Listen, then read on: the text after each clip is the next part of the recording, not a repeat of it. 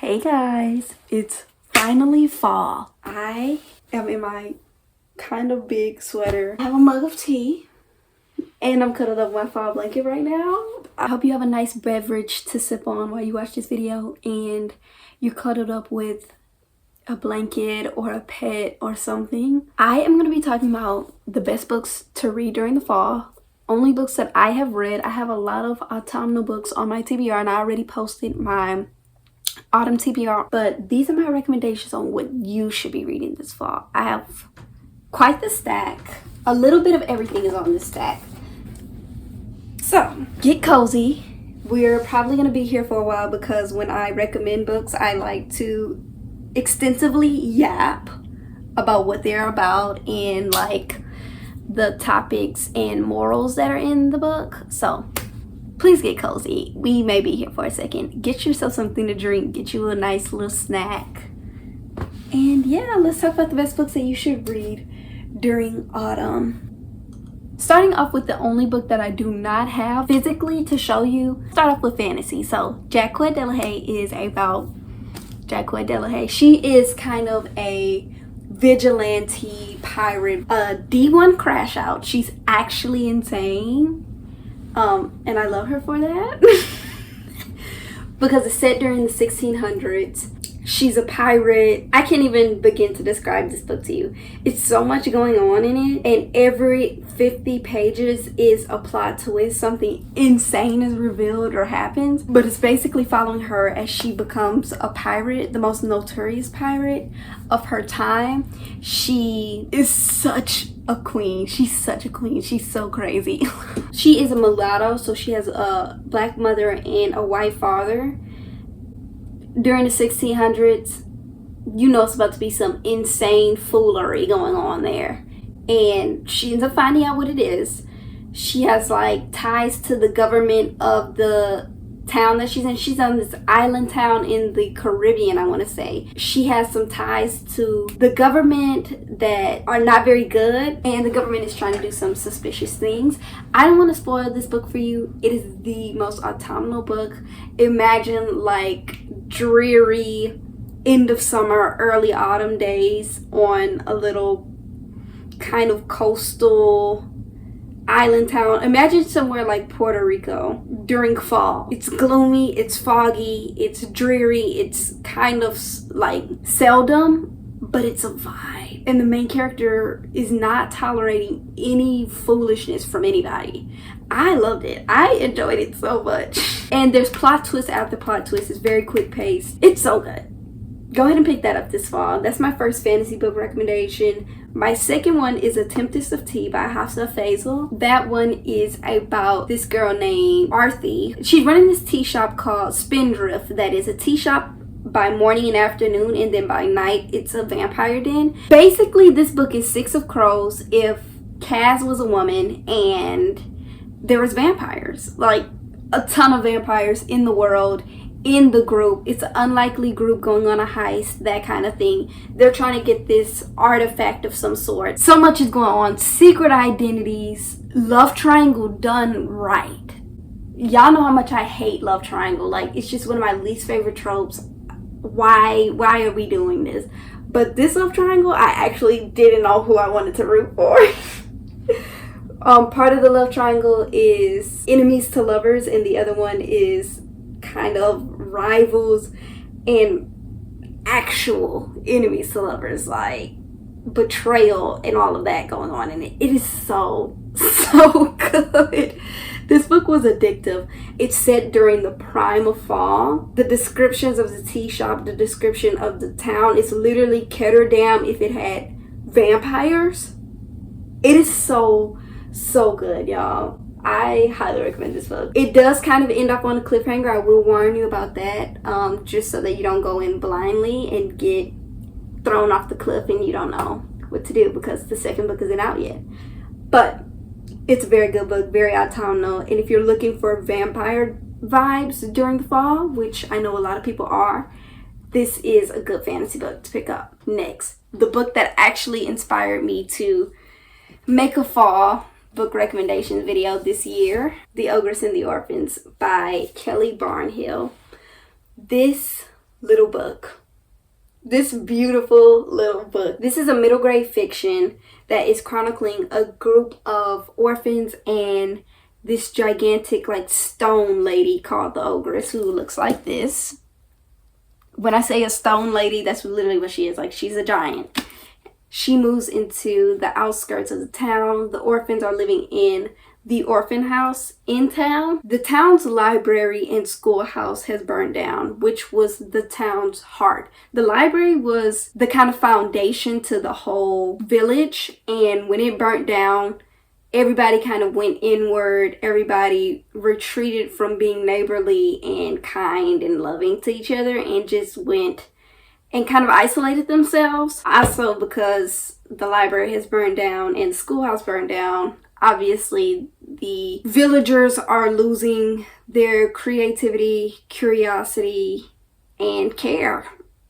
Honestly, the Ogress, a few years after moving in, kind of notices this and decides to grow this garden, bakes pastries for her neighbors, and paints them little cards and gives them to the neighbors anonymously. Nobody knows that it's her giving them these cards and all of these gifts. But one day, an orphan goes missing, and of course, everybody blames the Ogress. The symbolism within this book and all of the morals, all of the lessons that were going on in this book, everything that was subtly hinted at during this book was gorgeous and so well written. The main characters were so empathetic and wholesome. I was going to say all of the characters, but the neighbors kind of suck.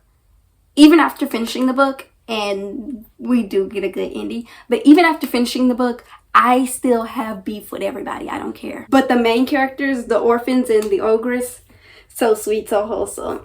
I love them. Especially the Ogress. The Ogress was probably my favorite character.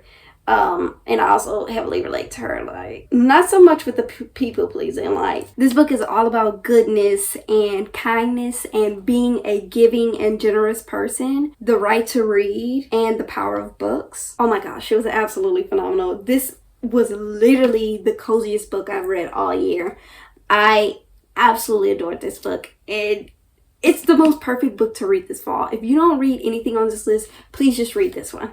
Especially if you like books like Lemony Snicket, A Series of Unfortunate Events, or The Phantom Toll Booth by Norton Juster. Just those books, those middle grade books that kind of force you to think about them a little bit more, in which you have to actually think about what the author is saying.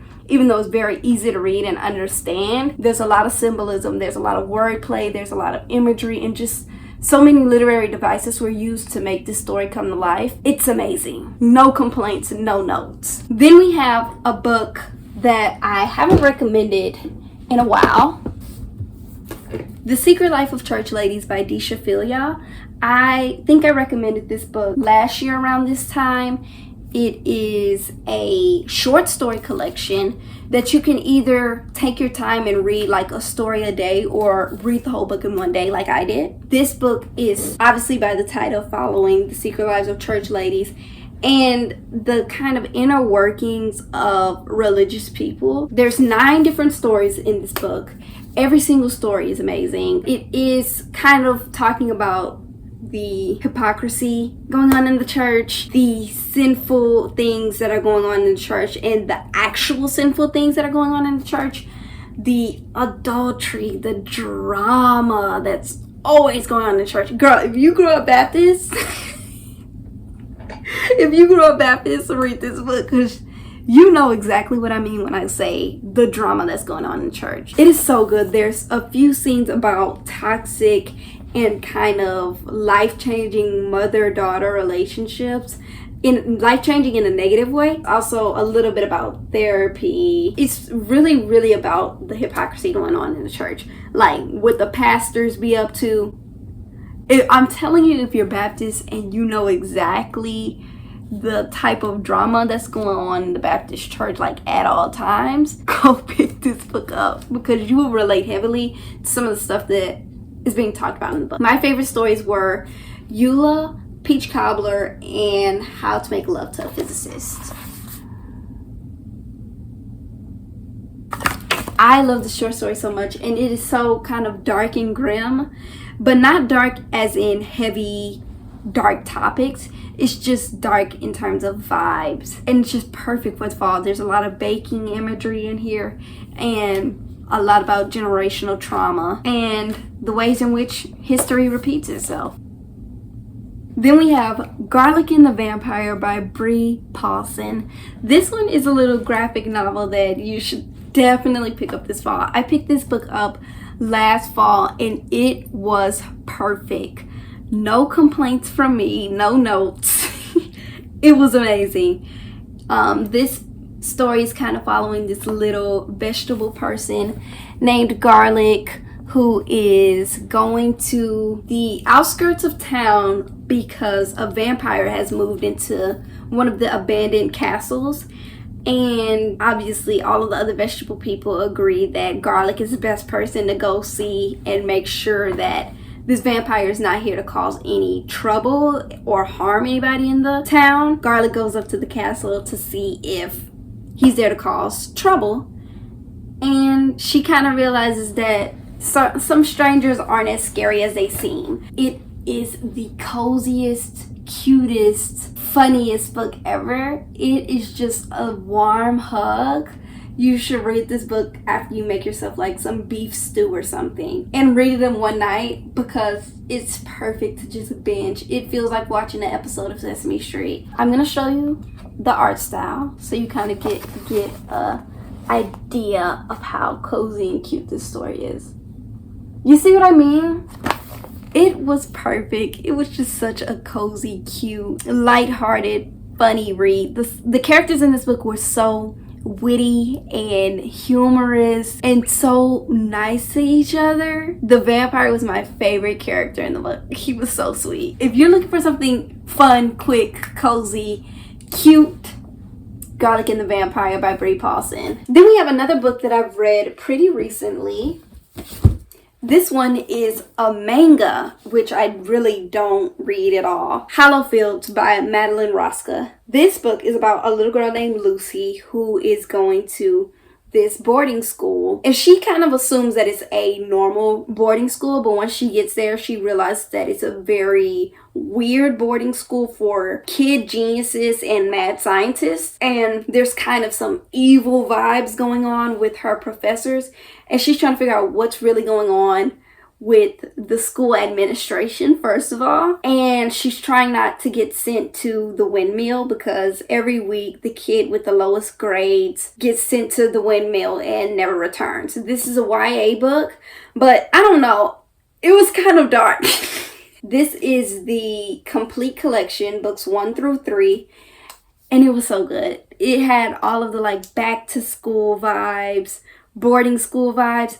So many scenes of Lucy like in her bed doing homework, which is so cozy to me. That is so autumnal to me because I'm such a take a shower, put on my nightgown, and start writing an essay girly. That's just literally 90% of what I do during the fall. So if you're looking for something that's kind of giving collegiate vibes or high school vibes or something like that, this is definitely the vibe.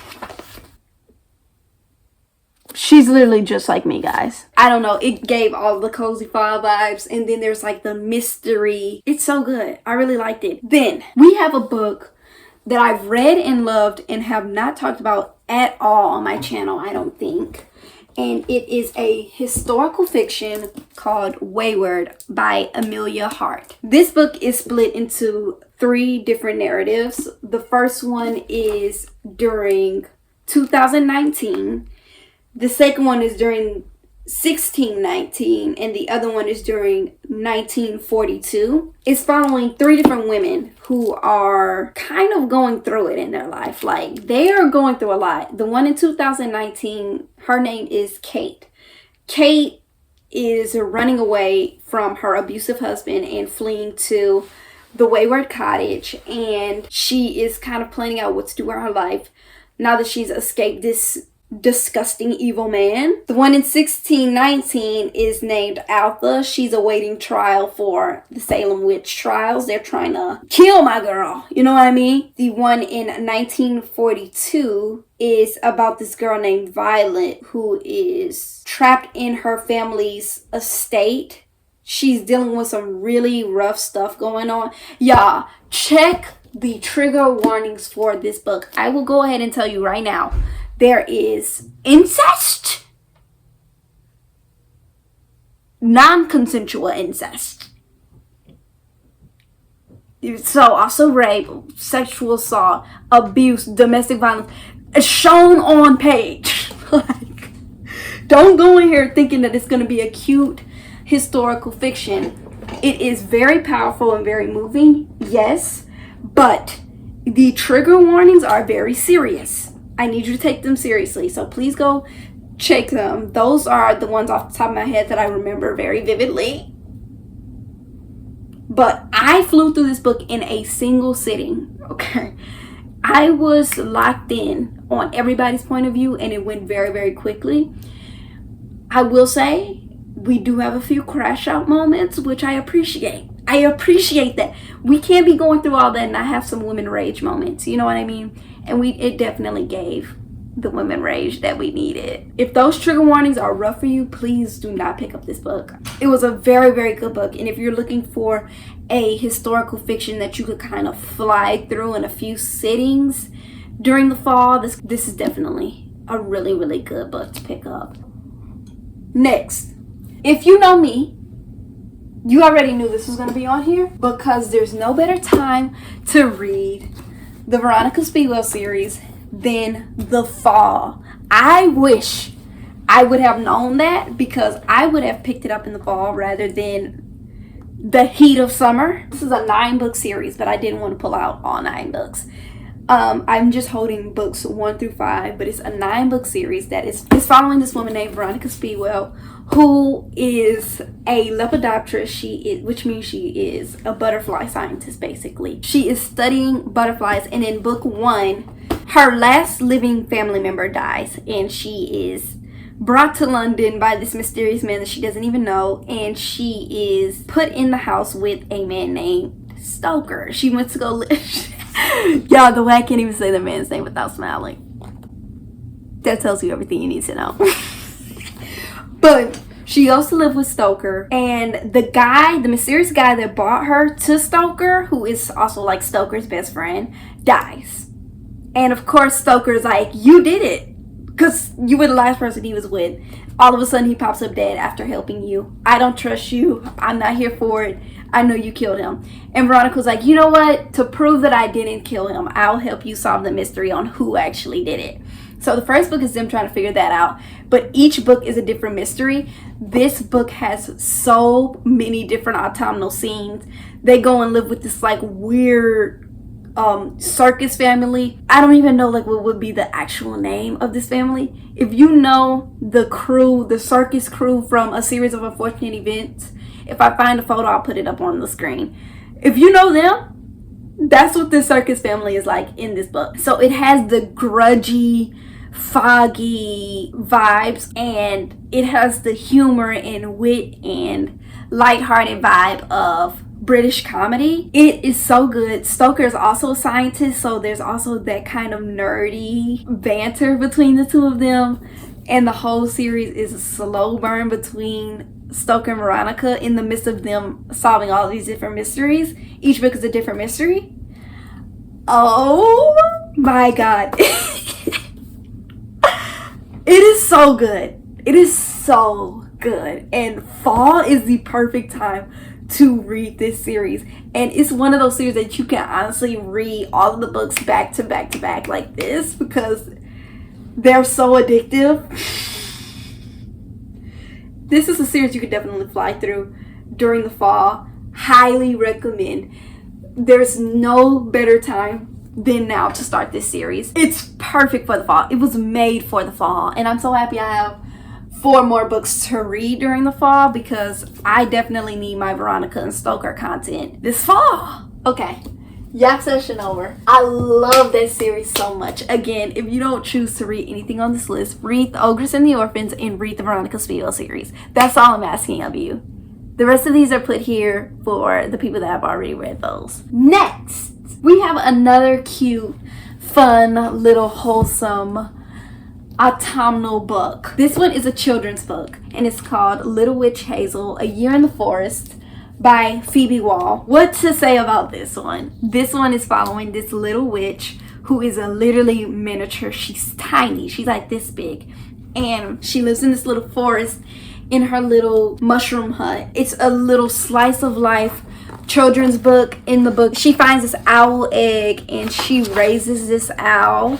Look at the cozy vibes of this book, y'all.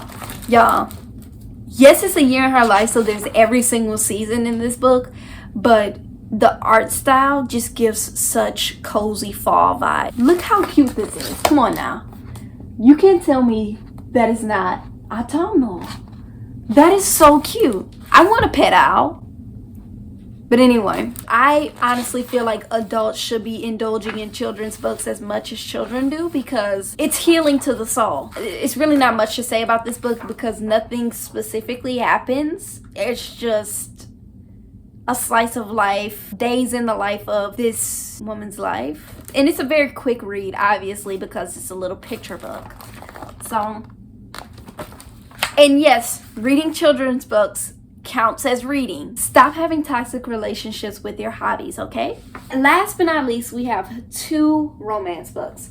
Starting off with a book that I feel like I recommend every single year, and I won't stop. I won't stop because I read this one fall, probably 2 or 3 years ago now. The Romance Book Club. I read the whole series, which is like 5 books long, in a single week. I was obsessed with it. This is one of the only series that I've read books back to back. The Romance Book Club follows this group of men who are all getting together to read romance books, to learn how to treat their wives, how to confess their feelings for somebody that they've been pining after, things like that. And it is so good. It is so good. Like, to be loved is to be seen, and the men in these books see their women and they do things to intentionally know the person that they're dating and to know how to speak their love language. That's why they're reading these romance books. I'll read you a quote actually. This is just to give you a good idea on what the premise of the book club is in the first place. Romance novels are primarily written by women for women, and they're entirely about how they want to be treated and what they want out of life and in a relationship. We read them to be more comfortable expressing ourselves and to look at things from their perspective. That's basically why they have this romance book club. This book specifically, book 1. Stop, I'm giggling. Book 1 is a second chance romance between the couple of Gavin and Thea. They are on the verge of getting a divorce, and Gavin is kind of trying to get his life together so that he doesn't lose the woman that he's obsessed with and in love with, duh. And he ends up going to his friends for help, and his friends are the creator of the Romance Book Club. He joins the club, they give him a book to read, and he starts showing Thea that he's pining after her, he's in love with her, he doesn't want to lose her. And it is so good. They have twin daughters, so there's like some really cozy holiday scenes in the book. Their romance, the tension in these books, guys, when's it gonna be me? When's it gonna be me, chat? The tension in these books, this book is so good. This one was my favorite, along with book 4, which is another second chance romance, marriage of convenience. I'll kind of give you a rundown of the whole series. This one is second chance romance, like I said. Book 2 is enemies to lovers, but rom-com enemies to lovers, so it's really never that deep. Y'all aren't actually enemies. Book 3 is a nerdy friends to lovers. Book 4 is marriage of convenience and second chance romance and childhood friends to lovers. And then book 5 is like a Christmas romance. So the perfect books to read during the holiday season, like once November hits, you should pick up this book because by the time you finish it, it'll be Christmas. And last but not least, the other romance that I have on this list is All Roads Lead Here by Mariana Zapata.